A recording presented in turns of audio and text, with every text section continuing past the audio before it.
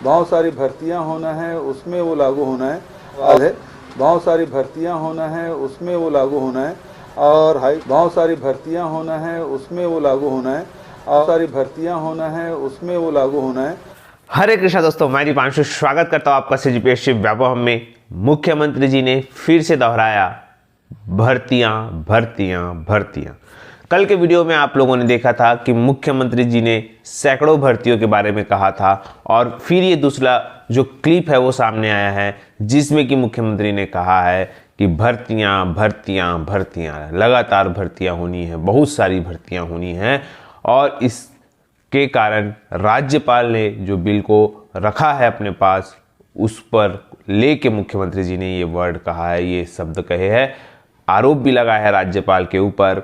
क्या है पूरा मामला देखेंगे। साथ में बहुत ही महत्वपूर्ण कि व्यापम के सचिव मतलब व्यावसायिक शिक्षा मंडल के सचिव और स्कूल शिक्षा विभाग के सचिव को हाईकोर्ट ने जवाब मांगा है सीजीटीईटी के संबंध में। क्या है पूरा मामला देखेंगे विस्तार पूर्वक। साथ में आरक्षण पर सर्व आदिवासी समाज ने राज्यपाल बोल सकते हैं राजभवन को 3 दिनों का अल्टीमेटम दिया है। पूरा मामला देखेंगे तो जल्दी से चलिए बिना किसी देरी के वीडियो को स्टार्ट करते हैं। जिन्होंने इस चैनल को सब्सक्राइब नहीं किया जल्दी से जाएं सब्सक्राइब करें।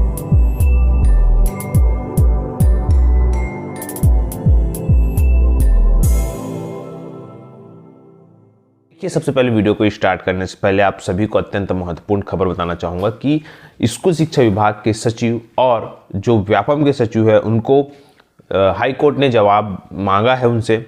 खबर ये है कि सीजीटीईटी में गड़बड़ियों की शिकायत के साथ पात्र घोषित अपात्र और पात्र घोषित करने के संबंध में हाई कोर्ट में याचिका लगी थी और प्रारंभिक सुनवाई करते हुए सचिव स्कूल शिक्षा विभाग जवाब पेश करने को कहा गया। साथ ही व्यापम के सचिव और परीक्षा नियंत्रक को भी नोटिस जारी किया गया और यहाँ पे बताया गया कि जिस प्रकार से यहाँ पे जो याचिका दायर की गई उसमें बताया गया कि व्यावसायिक परीक्षा मंडल द्वारा आयोजित जो सीजीटीईटी 2022 है उसमें परीक्षा में पात्र होने के लिए 75 अंक निर्धारित था, जो कि बोलना चाहिए आरक्षित वर्ग के लोगों के लिए था। अनारक्षित वर्ग के लिए ये 90 नंबर है।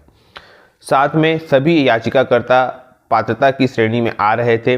परीक्षा का परिणाम आने पर सभी को 74 अंक प्राप्त हुए। सिर्फ 1 और आधे अंक से सभी को अपात्र कर दिया गया। तो इसी के लिए जो है व्यापम से जवाब मांगा गया है और बताया भी गया कि कई सेटों में प्रश्न त्रुटिपूर्ण पाए गए थे। इस प्रकार से अनेकों जो है यहाँ पे चीज़ें हुई थी। कल भी मैंने आपको बताया था कि व्यापम कार्यालय से सीजीटीईटी के संबंध में जो है वो पत्र आपको मैंने आपके समक्ष रखा था। कल जिन्होंने उस वीडियो को नहीं देखा है देख सकते हैं। अब जो है ये हाई कोर्ट के द्वारा केस लगाया गया है और अगर हाई कोर्ट के द्वारा जो अगर वो दे देता है हाई कोर्ट अपना निर्णय कि अब पॉइंट जो है वो या फिर जो आधे नंबर या पॉइंट वालों को राउंड फिगर करके उनको पात्र घोषित किया जाए तो बहुत सारे लोगों को, बहुत सारे अभ्यर्थियों को एक राहत की सांस मिलेगी, क्योंकि आने वाले समय में शिक्षक भर्ती आने ही वाली है और अगर वो पात्र हो जाते तो उनके लिए एक राहत की सांस होगी। अब बात करते हैं अत्यंत महत्वपूर्ण, मुख्यमंत्री जी के द्वारा कंटिन्यू राज्यपाल को कहा जा रहा है कि राज्यपाल हठ धर्मिता छोड़े और जो उनका काम है साइन करने का बिल पर आरक्षण विधेयक पर 76% आरक्षण विधेयक पर वो तुरंत साइन करें। पूरा एक बार आप क्लिप सुनिएगा, उसके बाद हम बात करते हैं कि सर्व आदिवासी समाज ने भी अल्टीमेटम दिया है। फिलहाल आप वो क्लिप देखिएगा मुख्यमंत्री जी का। छात्रों के भविष्य का सवाल है, बहुत सारी भर्तियां होना है, उसमें वो लागू होना है और हाई कोर्ट का भी अभी आदेश आया है।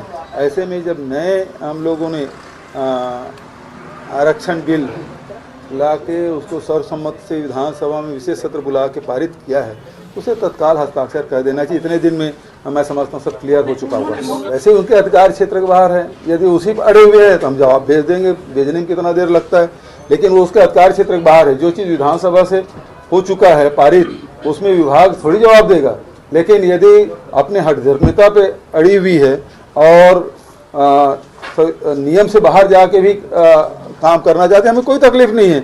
हम प्रदेश के हित में बच्चों के भविष्य को लेकर हम किसी प्रकार के अड़ंगा नहीं होने देंगे।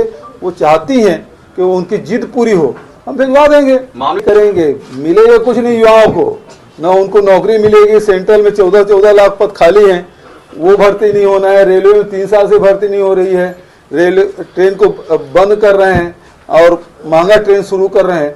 तो भविष्य सवाल आप सोशल मीडिया पर से काम नहीं चलेगा, उनको तो रोजगार चाहिए। जो राहुल जी पद यात्रा कर रहे हैं बेरोजगारी के खिलाफ, महंगाई के खिलाफ, वो यही है। आज के अधिकारों को कहीं भी लटकाने भटकाने का प्रयास होगा तो आदिवासी समाज आंदोलन तो होगा ही, और अपनी जो भी लोकतांत्रिक उसका जो विरोध करने का जो तौर तरीका है उसके आधार पर निश्चित तौर पर वो आंदोलन के लिए बाध्य होंगे।